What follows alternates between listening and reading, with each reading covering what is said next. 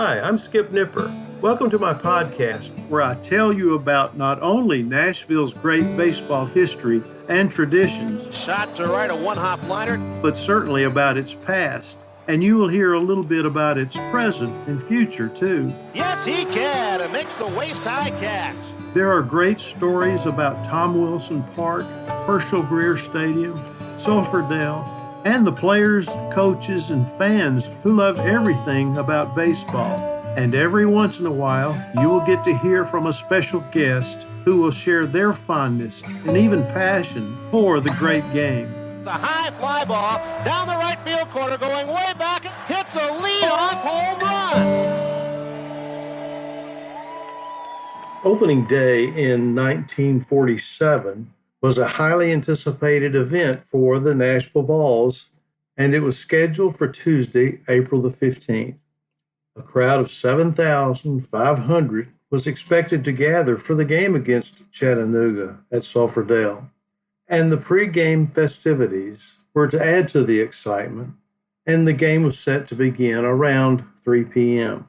And in those days, the government would often let employees off for events such as this, and a half day was allotted for city employees. And the gates were set to open at noon. And they were ensuring that no state or county employee would miss the game if they wanted to ask off. Ben Wade, who would go on to become a great Brooklyn Dodger pitcher and the head of scouts for the Dodgers, who had first laid his eyes on the Dell the day before after arriving from spring training with the team, was going to be called on to start by manager Larry Gilbert. The opposing Lookouts manager, Bert Niehoff, called on lefty Bill Kennedy to do the honors for his ball club. Much of the excitement was generated by a hometown boy who launched his career in Hopkinsville in the Kitty League the previous year. Harold Buster Boguskie made a name for himself with a .354 batting average in 1946 for the Hoppers, and Gilbert tapped the Cumberland High School graduate to bat leadoff for the Vols. Unfortunately, all this excitement was short-lived because almost immediately after the pregame ceremony, the game was postponed due to unforeseen circumstances. It was cold and it was rainy, and this left the 6,000 or so fans who had eagerly shown up disappointed and sent home before the game even began. However, their tickets were assured to be valid for another regular season game. It was a rainout, and they had rain checks. The game was postponed until the next day, April the 16th, when the Lookouts won over Nashville 6-2 on a cold, chilly day that brought, if you can believe it, only 780 fans to the ballpark. As disappointing the attendance might have been for management, Boguskie did not disappoint at all. On the first pitch he saw in a regular season game as a Nashville Vols player, the 21-year-old socked the ball against the right field screen, and he added another hit later, drove in a run, and played flawlessly at second base. Now, despite the setback of the postponed game, there was the promise of a very special opening day the next season in 1948 for Harold Buster Boguskie. Now, to find out more about this, you can visit my website, baseballinnashville.com, or look for a previous podcast episode about Buster Boguskie's special day, his special opening day.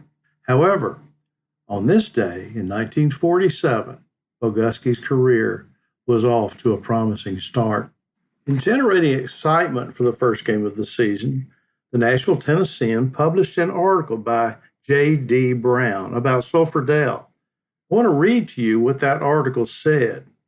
J.D. Brown had been sports editor of Vanderbilt's newspaper, The Hustler, and his research gave insight into how the ballpark came to be after the 1926 season. So let me read this to you. The article is entitled The Name Stuck, and it was published on April the 13th, 1947. And the byline says by J.D. Brown. It says Grantland Rice, the Nashville Tennessean Tennessean sports editor in 1907, christened Sulphur Dell, and the nickname clung to the park. So it begins by saying, come next Tuesday afternoon, thousands of Nashville baseball fans will converge on a befumed locality known as Sulphur Dell, home of the Nashville Volunteers, to watch another Southern League baseball season burst open here. Nashvillians and other Middle Tennesseans who follow the local club have come to take Sulphur Dell so much for granted that most of them have forgotten that only 2 decades ago the present ballpark was not in existence.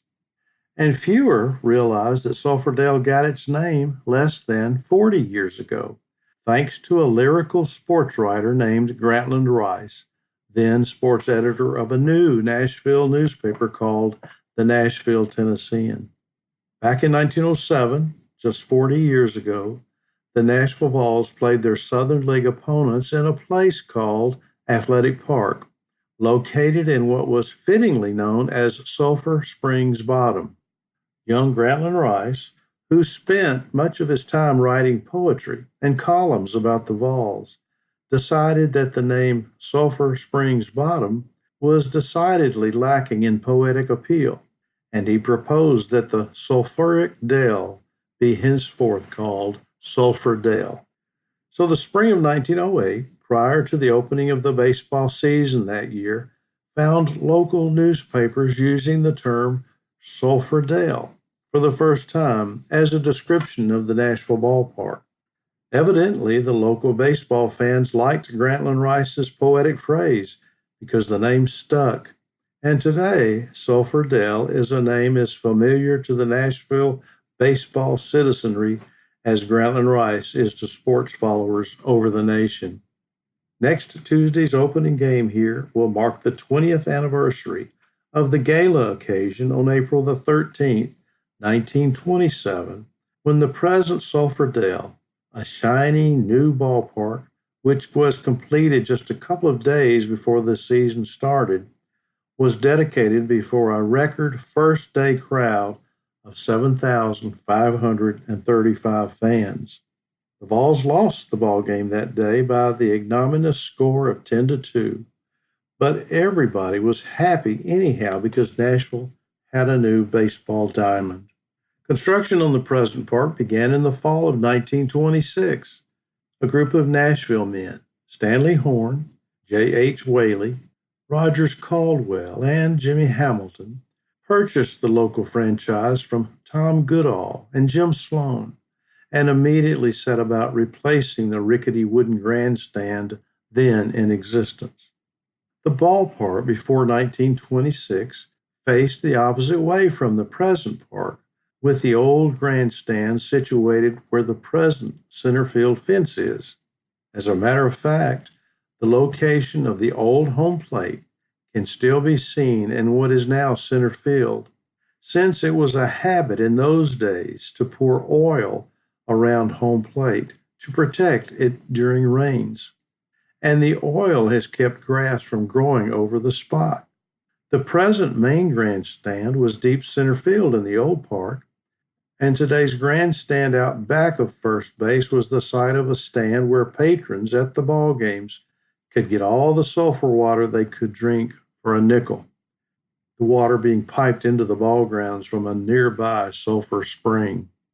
Before the new owners of the Nashville Club decided to turn the park around, they first looked all over town for a different site for the baseball park. I'm quoting here now, there's been a lot of criticism about the location of the present ballpark and that short right field fence, Stanley Horn said recently, but we looked everywhere around town and there wasn't any other place big enough to put a park. Don't forget too, he added, that the new rabbit ball came into use in baseball about that time and brought the new era of sluggers. Today, teams play for several runs at a time. In those days, they played for one run and didn't try to hit the ball out of the park as much. Another reason that the short right field fence has been so noticeable is that the Nashville Club has built its teams with a lot of left-handed hitters who would naturally pull the ball to right field. The building of the present park grandstand was a major construction feat, Horn said. It rained almost every day for 3 months while we were trying to get that park finished, he said, and about every foot of concrete was poured in the rain. We never would have finished the park on time for the season opener if it hadn't been for R.S. Reynolds, who said he was going to get that ballpark finished in spite of hell and high water, mostly high water. Now, this matter of high water was a major problem in the construction of the park, since all the lowland in the area of Sulphur Dell will ordinarily flood with even a moderate rise of the Cumberland River. The architects met this problem, however, by placing a complex drainage system underneath the entire playing field and by putting a sump pump beneath the grandstand to have pumped out any water that might seep in. Reynolds, who helped to build the park, says that there was a long period of high water soon after the new park opened, and the Nashville club played several games on a dry field when ordinarily the field would have been under 8 feet of water. The new park was sturdily built, so well constructed that the architects soon were hired to build a similar park for Toledo, and it was also fireproof, since one of the troubles with the old wooden grandstands was that some fans were always setting fire to the stands. I think that was to keep warm when it was cold. The new grandstands tripled the park's former seating capacity, and the entire stands were air conditioned by various methods specifically designed to permit cool breezes to blow through the park on hot summer days. The park today is almost the same as it was when first built in 1927, except that a high screen has been added to the right field fence to cut down on pop fly home runs, and an elaborate lighting system has been installed because of the advent of night baseball. That high screen at right field is where Buster Boguskie put the first pitch that he ever saw in a Nashville Vols uniform. Criticized on all sides because of its short right field fence and the right field dump, which is a hazard to all right fielders who do not have any mountain goat blood in their veins, Sulphur Dell still maintains the poetic name given it by one of America's great sports writers. There you have it, a summary of Sulphur Dell for the years 1927 to 1947. Between 1927 and 1963, when the Nashville Vols went out of business, only a few cosmetic changes were ever made, and Sulphur Dell was entirely demolished in 1969. The ballpark lives on today in the vicinity of First Horizon Park, home of the Nashville Sounds. But I will bet the baseball DNA in the infield dirt and the outfield grass reverberate today because of ball players like Buster Boguskie. I hope you enjoyed hearing today's podcast. As always, thank you for listening.